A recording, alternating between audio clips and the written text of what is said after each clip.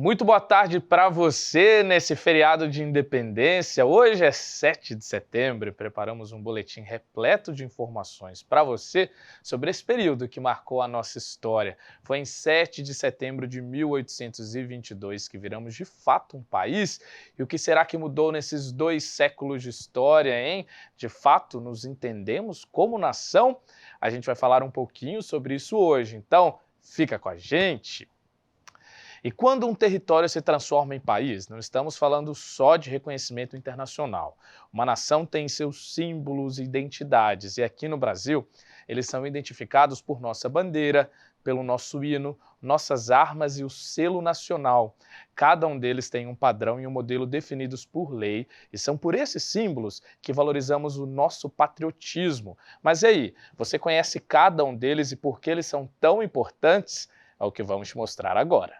Verde, amarelo, azul e branco. Não são apenas cores, são partes da identidade brasileira, ostentadas por nossa bandeira, símbolo nacional. Desenhada pelo pintor carioca Décio Vilares, instituída logo após a proclamação da República, a bandeira atual carrega significados em cada um de seus elementos. O retângulo verde, ele representa a Casa Real de Bragança, que governou o Brasil durante o período imperial. O losango amarelo, ele representa a família imperial. As cores azul e branco eram um símbolo do Condado Portucale, que hoje em dia é Portugal.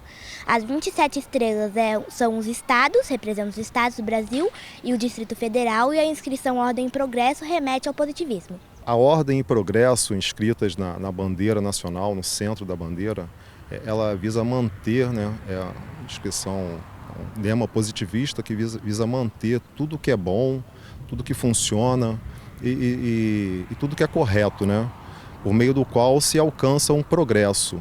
Então o progresso referido na bandeira nacional, ele vai ser alcançado por meio da ordem. Com o passar do tempo, coube ao próprio povo atribuir novos valores aos elementos da bandeira: verde das matas e florestas, amarelo das riquezas minerais, o azul do céu e o branco da paz. Da própria bandeira do Brasil partem outros 2 símbolos nacionais, o selo e o brasão.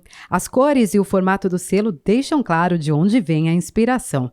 Ele é usado na autenticação de documentos e atos oficiais. Já o brasão tem no centro a constelação Cruzeiro do Sul. As estrelas na borda representam os estados e a espada por trás do escudo simboliza a proclamação da República. Os ramos de café nas laterais representam a riqueza da era do café. Então, esses símbolos nacionais, eles ajudam a criar um sentido de identidade para o povo, para que todos se sintam parte, se sintam agrupados por esses símbolos. Então, eles carregam, de certa forma, essa história do nosso país desde o período colonial e conta, de certa forma, também a história da formação da nossa nação. Os símbolos nacionais brasileiros exaltam os valores e as conquistas da nação. São símbolos que despertam sentimentos de unidade e de pertencimento a um único povo, o povo brasileiro. Sentimento esse que fica bem evidente aos primeiros acordes deste hino.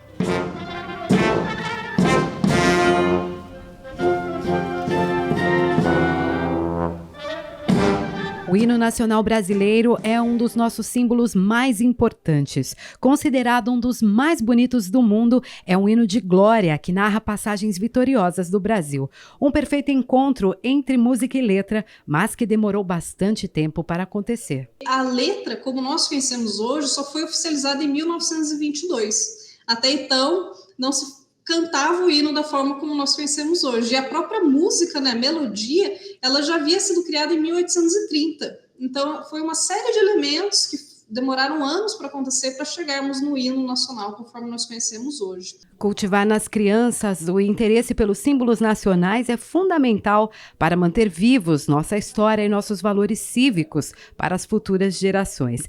Tanto que aqui na Câmara, um projeto em tramitação quer resgatar a prática de cantar o hino nacional nas escolas. É importante porque assim a gente conhece, a gente estuda mais sobre a história do país e a gente tem mais conhecimento sobre ele. É o nosso país, Então sempre saber um pouco mais é sempre melhor, até porque ensinar para os nossos filhos de geração em geração. Mais do que uma formalidade, cantar o hino é um ato de patriotismo, momento para relembrarmos o passado e projetarmos o futuro que queremos para o país que amamos.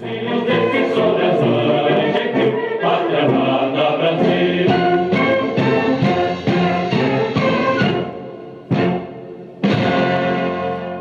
e agora que vimos os nossos símbolos nacionais, eu tenho uma outra curiosidade para você. Nossas cidades também têm identidades próprias, como bandeira e hino. São José não fica de fora. E olha só, nossa história com o hino é recente, sabia disso? Temos mais de 250 anos, mas nosso hino foi criado em 1967 e é fruto de um concurso. O Marvin Pinho foi descobrir mais sobre essa história e conta tudo pra gente.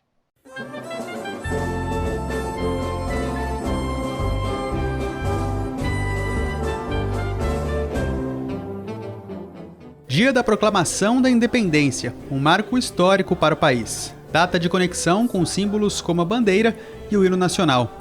Mas o 7 de setembro também é uma oportunidade de reconhecer esses mesmos símbolos aqui em São José. O jornalista Luiz Paulo Costa conhece bem a história da cidade e é o nosso guia nessa viagem. Luiz Paulo, eu queria começar perguntando para o senhor a respeito do hino de São José. Como que começou essa história, né? A gente consegue ter uma ideia de quando ele foi escrito? São José não tinha um hino da cidade, certo? Ele passou a ter a partir das comemorações do bicentenário de São José dos Campos. No bicentenário, e visando inclusive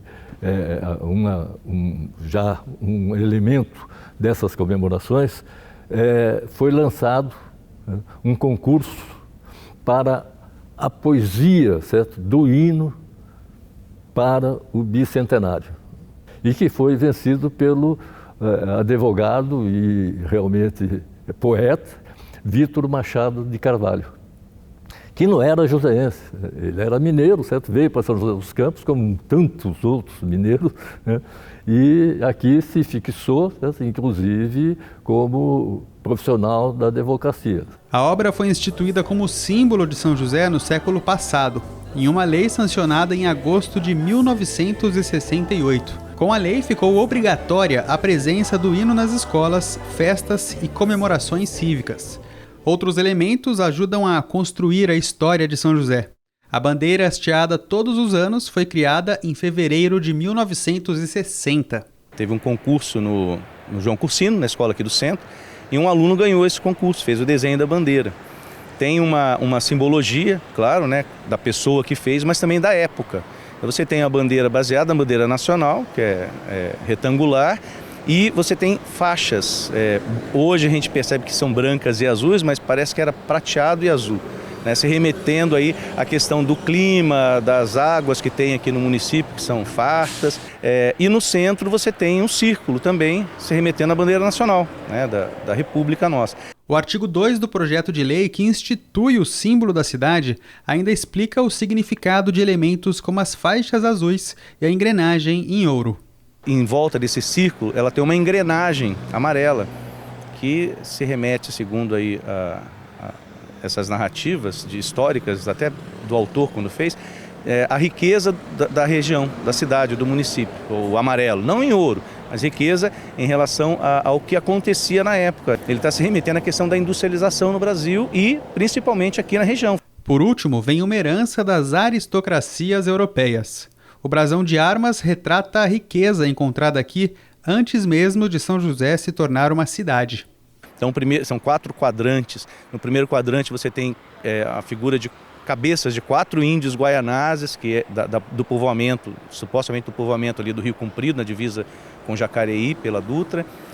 E no centro o brasão do José de Anchieta, jesuíta, que mandou trazer aldeias ou aldeamentos para essa região, fugindo do Planalto Piratininga, que os índios eram muito perseguidos nessas missões pelos bandeirantes.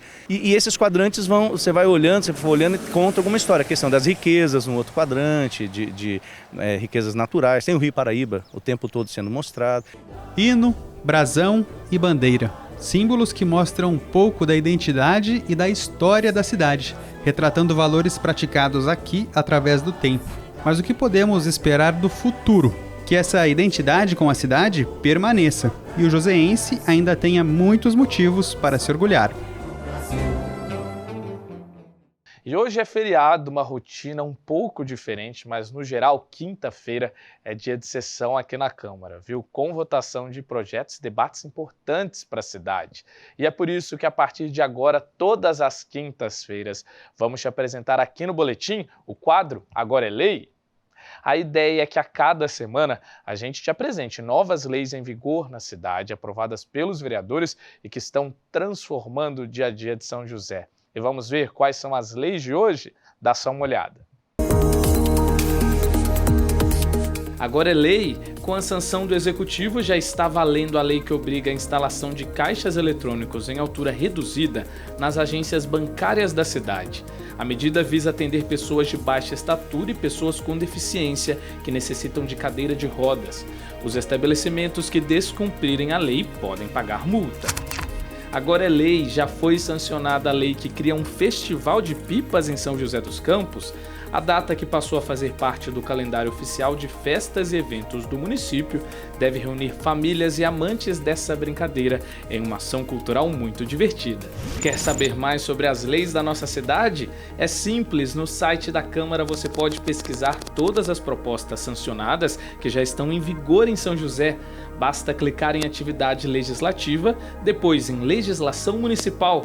Aí é só consultar a lei pelo ano, autor, palavra-chave e outros filtros. Uma boa pesquisa. Mas voltando a falar do dia 7 de setembro, eu te pergunto, o que de fato significa independência, hein? O que será que esse momento histórico representou para a gente como povo? Demos essa missão à repórter Francine Padilha, que trouxe curiosidades para a gente e preparou uma verdadeira aula de história. Olha só.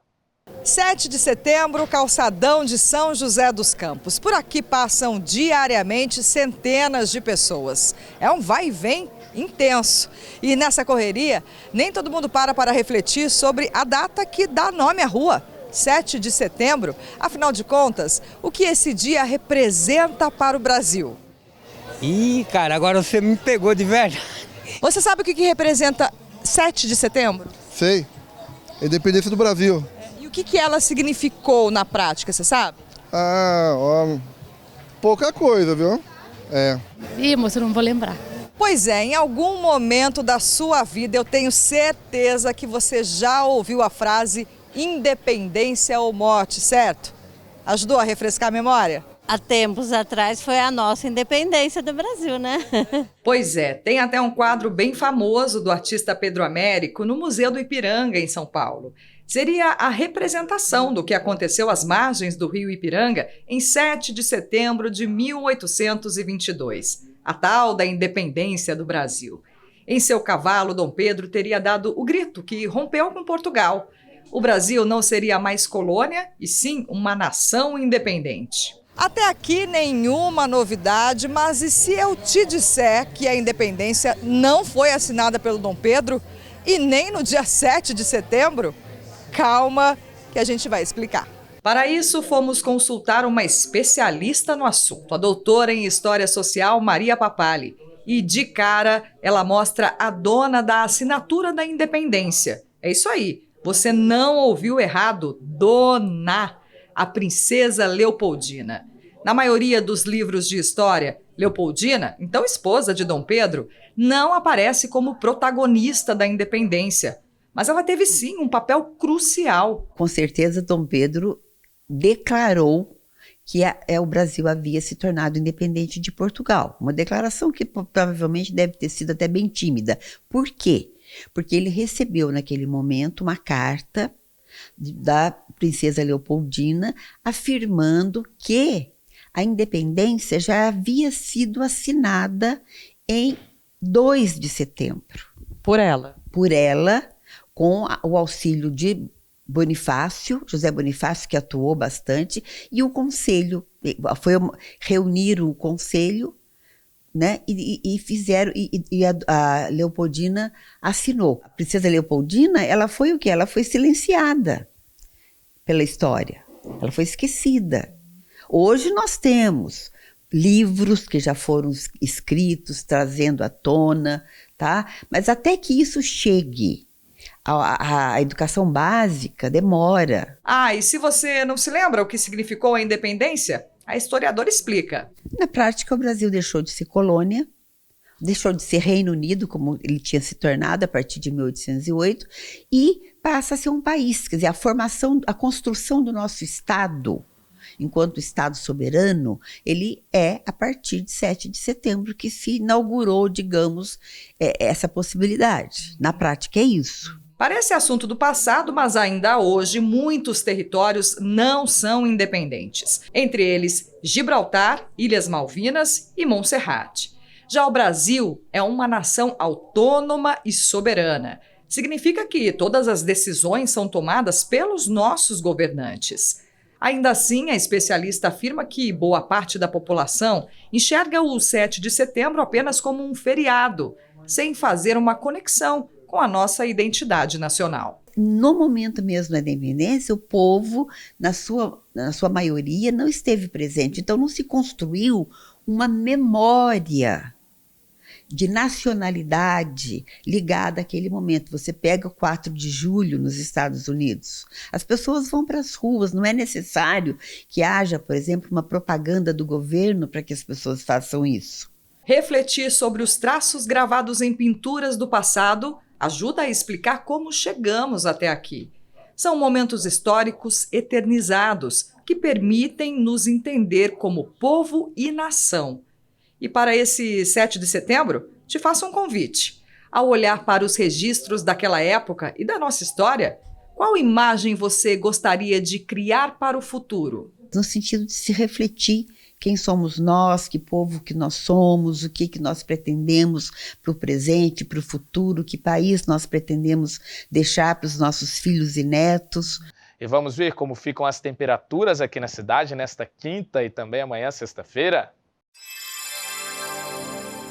Sol com nuvens nesta quinta-feira. O dia fica nublado a maior parte do tempo e há pouca chance de chuva. A máxima é de 27 graus e a mínima de 15. Sexta-feira, o sol fica encoberto com muitas nuvens. Há pouca chance de chuva. A máxima é de 28 graus e a mínima de 16. Bom feriadão caiu numa quinta-feira e vai ter muita gente aproveitando para descansar na sexta também, né? Então nada melhor do que já se programar com todas as atrações que vão animar esse feriado prolongado. Então se prepara, fica de olho porque tem muita opção para a nossa cidade. É o que vamos te mostrar agora na Agenda Cultural.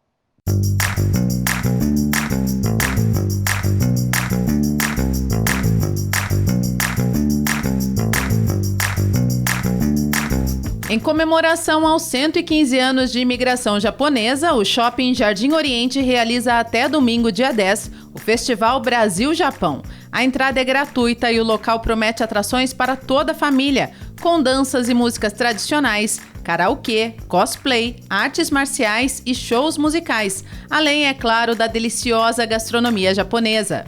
Para esta sexta, o festival preparou uma programação recheada de espetáculos, mesa de conversa e workshops em diversos pontos culturais da cidade. O palco do Teatro Municipal recebe às 9 da noite o grupo Companhia Teatro da Cidade com o espetáculo O Coração nas Sombras. O drama é inspirado na história real de Letícia Poletti, uma dona de casa da década de 30, explorada pelo marido e internada como louca no sanatório de Barbacena, local que ficou conhecido como Holocausto Brasileiro. Ao longo do dia, a programação segue com os espetáculos A Folia no Terreiro do Seu Mané Pacuru, 88, O Devir das Damas e outras atrações, além de um workshop. Neste sábado tem festa no restaurante Meso Bar. A cantora joseense Priscila Couto promete animar o Meso Sunset com o melhor pop nacional e internacional. O Grupo de Teatro para o Desenvolvimento Integral do Down apresenta neste sábado no SESI a peça Dom Quixote, que conta a história de Miguel de Cervantes, que está em crise criativa e não sabe se os seus leitores irão gostar do seu mais novo livro.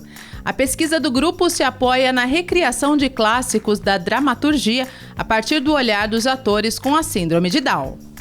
Ainda neste sábado, se você gosta de mágica, não pode perder Osama Sato no Teatro Colinas. É um espetáculo de mágica com humor, mistério e encanto para toda a família. O show é composto de mágicas visuais e interativas.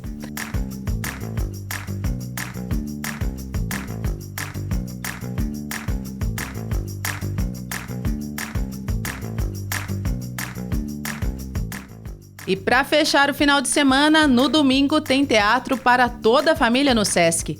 A peça de Férias no Sítio visita o universo de Monteiro Lobato por meio da mímica. Pedrinho sai em férias e tem um árduo caminho até o sítio de sua avó, onde se envolve em grandes confusões.